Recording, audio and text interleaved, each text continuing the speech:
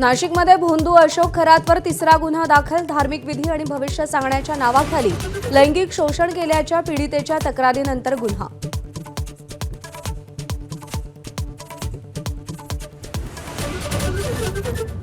राजकारण्यांची उडबस वाढल्यामुळे भोंदू अशोक खरातची मुजोरी वाढली होती। जवळच्या व्यक्तीच्या गरोदर महिलेवरही अत्याचार केले।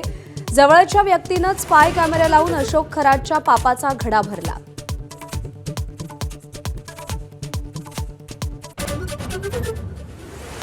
काळे कारनामे करणाऱ्या भोंदू अशोक खरातची रविवारची एसआयटी चौकशी पूर्ण।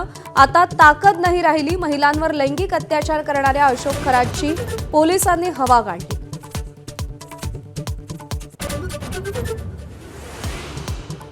प्रकाश आंबेडकरांचा आज नागपुरात संघाच्या मुख्यालयावर मोर्चा। एप्स्टीन फाईल्समुळे अडचणीत आलेले पंतप्रधान संघाला कसे चालतात असा जाब विचारणार।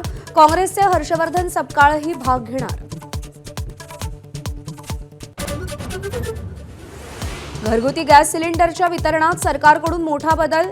14.2 किलोच्या सिलेंडरमध्ये 8 ते 10 किलोचा गॅस भरून मिळणार। युद्धामुळे गॅस टंचाईवर मात करण्यासाठी सरकारचा निर्णय।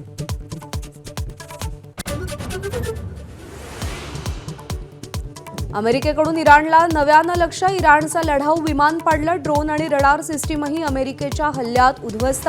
लष्कराच्या सेंट्रल कमांडनं नवा व्हिडिओ जारी केला।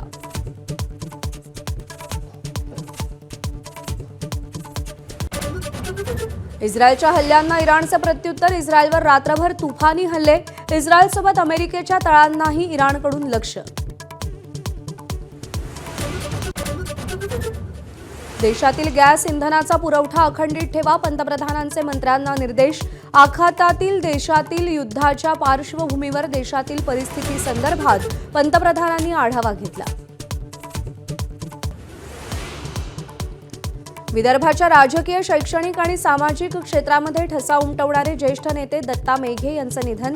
आज पवनारमध्ये अंत्यसंस्कार। काँग्रेसमध्ये आणि शरद पवारांसोबत दीर्घकाळ सक्रिय।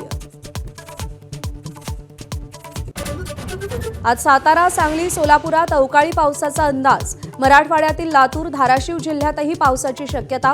शेतकऱ्यांना फटका बसेल असा अंदाज। नाशिकचा हर्षवर्धन सदगीर दुसऱ्यांदा ठरला महाराष्ट्र केसरी। महेंद्र गायकवाडचा दुसऱ्यांदा फायनलमध्ये पराभव।